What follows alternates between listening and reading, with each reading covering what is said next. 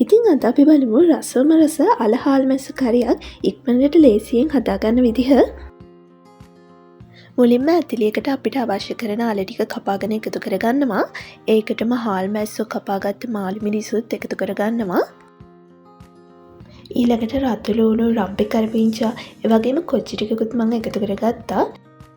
ඒ වගේම සුදු ලූණු, කුරුදුපතු කෑල්ලක්, ගොරක කෑල්ලකුත් මම මෙතනදී එකතු කරගත්තා. ඊට පස්සේ කහ, අමු තුන පහ, රසානුව මිරිස් සහ ලුණු එකතු කරගෙන මේ ටික හොඳට කලවම් කරගන්න ඕනි.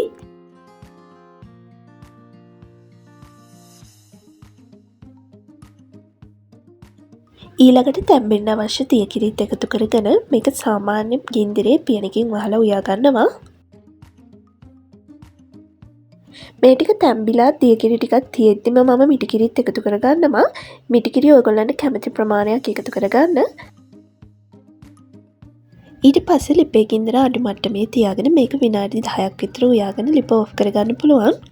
ඉතින් ඔයාලත් මේ රසම රස අලහල් මැස්ස කරි එක හදලා බලන්න. ඒ වගේම වීඩියෝ එක හොඳයි කියලා හිතෙනවා නම් මාව subscribe කරන්නත් අමතක කරන්න එපා. ගිහින් එන්න සුබ දවසක්.